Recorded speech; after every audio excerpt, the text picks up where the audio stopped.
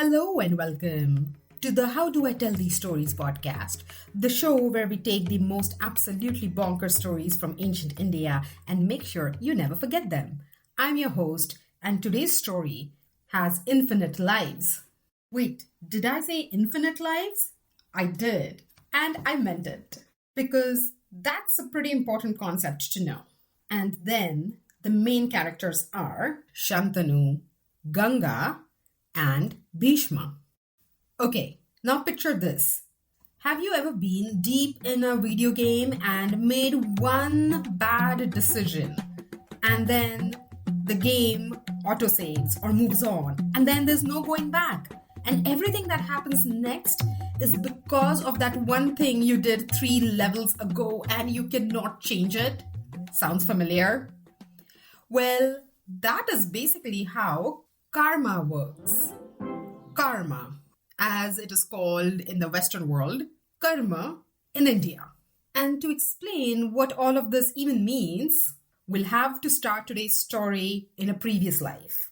Someone made a mistake several lives ago, and this whole episode is what happens because of it. Oh, but quick thing before we get into it. If you're new here, welcome. Genuinely, buckle up. You picked a great episode to start with. Hit subscribe so the next one finds you automatically, because the next one is going to be even better and I need you to be there for it. And if you've been here for a little while, drop a comment. Tell me which story you want me to cover. Ask me a question. Tell me if I got something wrong. And thanks for all the private messages. I so appreciate it. Okay, now let's go. So, did you know that in Hindu philosophy, your soul doesn't live just once? It lives many, many times. Each life you live, you accumulate karma, your cosmic score. Good actions earn good karma. Harmful ones earn bad. When you die, the score follows you into your next life. It's like a video game. So, if you've lived an extraordinary life, if your karma is high enough, then you get to go to Swarg. That's heaven, Indra's realm. But not the permanent kind of heaven where you stay forever. More like the most incredible holiday you've earned. You get to rest there, live among the divine. Every wish comes true. It's basically the VIP lounge of the afterlife. You've earned it, you get in and you enjoy it. But heaven or Swarga is not the final destination. Swarg or heaven is a magnificent pit stop. Even the greatest souls come back. And when they do come back, the cosmic score they have achieved stays with them. Okay, that little detour into karma wasn't completely random. The king in this story has set something in motion, actions from one life that are about to shape his next life. So this king, called Mahabharat, lived so well, did so much good, and after he died, he was allowed into Swarga, the heaven. And one day, the river goddess Ganga visits Indra's court. A breeze moves through the hall. Her robes shift slightly. Every god looks away out of respect. Every god except Mahabharat, who just stares. So mannerless. His brain has entirely disconnected from his manners. Indra sees the whole thing. He sends Mahabharat back to earth. Be reborn as a mortal. Essentially relegated for bad behavior. And he tells Ganga, you too, back to earth. And you can only return to Swarga, the heaven, after you have broken this man's heart. Now, Indra did not have to drag Ganga into this. He really didn't. But here we are, classic Indra. Maximum consequences, minimum explanation. So, here they are, both of them, back on earth. Their karma, their unfinished business with each other, ties them into the same next life. And this is the thing that makes the Hindu philosophy of rebirth so different from other ideas about the afterlife. You don't get a clean slate. The connections, the debts, the mistakes you didn't resolve, they come with you. The cosmic score. So, Mahabharat is born on earth as a king named Shantanu, and Ganga is already waiting. Okay, so Shantanu grows up to be one of the great kings of his era. And one day he is just strolling along the banks of the Ganga, the actual river. And he sees her gliding on the water. You know, some versions of Mahabharat say that she was on a dolphin. I like that. So let's imagine a beautiful woman standing on a dolphin, because why not? Just gliding on the water. And now, the little yada yada moment. They fall in love, he asks her for marriage, and she agrees. But see, Ganga knows who he is. She's been waiting. So obviously she's going to say yes. With one condition. As long as you act in a way I ask you to, I will be with you.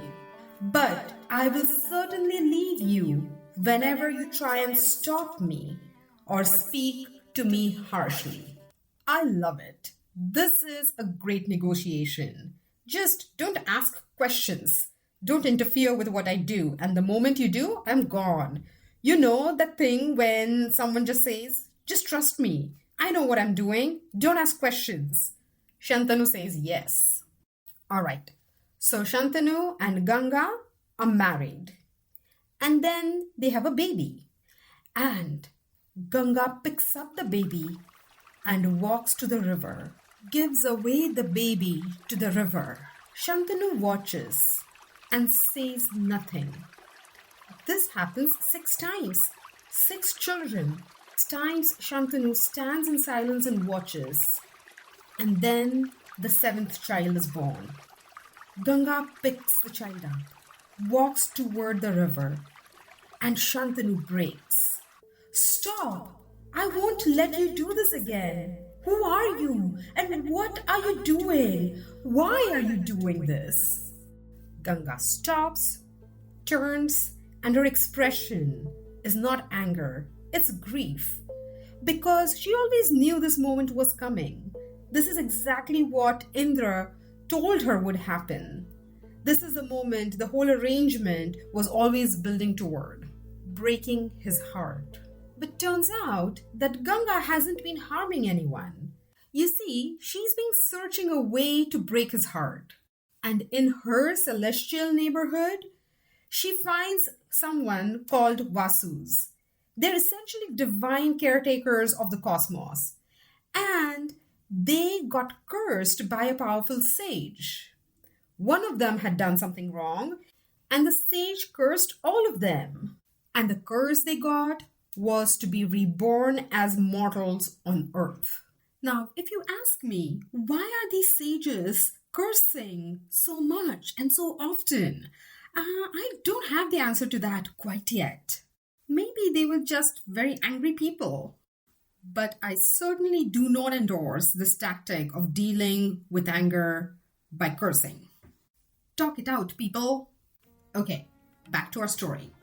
So they approached Ganga. They said, be our mother on earth. And the moment we are born, free us. Send us straight home. Make it as short as possible. And Ganga thought it was a good idea because that would help the Vasus, but then also allow her to break Shantanu's heart. So back to Shantanu and Ganga.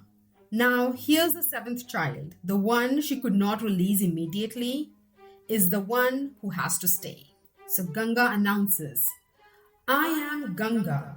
These children were divine beings, cursed to mortal birth. I promised to free them. I returned most of them home. This last one must stay. He will live. He will be your son. But you have broken your promise. Our agreement is done. I have to go. What a tragedy for Shantanu. He gets the explanation, he gets a son, and he loses her. All 3 in the same breath. Ganga names the baby Devavrat, the one bound by a sacred vow. And then she walks back into the river and disappears. This Chandravanshi dynasty, you may have noticed something. Episode after episode, we get children born between two worlds. Buddha, child of a moon god and a mortal. Shakuntala, daughter of an apsara and a sage. This bloodline keeps producing people who belong to two registers at once. Devavrat is about to become a young man with big heart. Now, Ganga, as a mother, doesn't just disappear. She does raise him in the celestial realm. He gets the most remarkable education in the cosmos. He trains in warfare under Parshuram. Parshuram is one of the avatars of Vishnu, and he is one of the supreme beings in the universe. He is also, by every account, the most formidable warrior who has ever lived. Some believe that Parshuram is still out there operating. Wait, what now? Did I just say he's still out there? That's what some say. At some point, someone must sit down with him and ask if he's okay.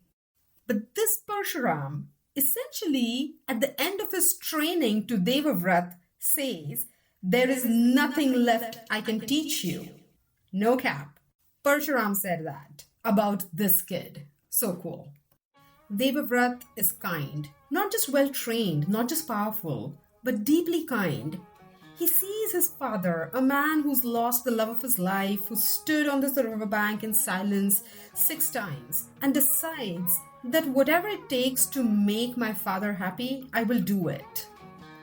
And this devotion, absolutely no ceiling on it, leads to the most dramatic vow in the entire Mahabharat. That's the next episode, where Shantanu makes the situation quite complicated. And Devavrat responds with a vow so total, so absolute, so beyond anything anyone has ever sworn. The gods rain flowers from the sky. The sages give him a new name, Bhishma.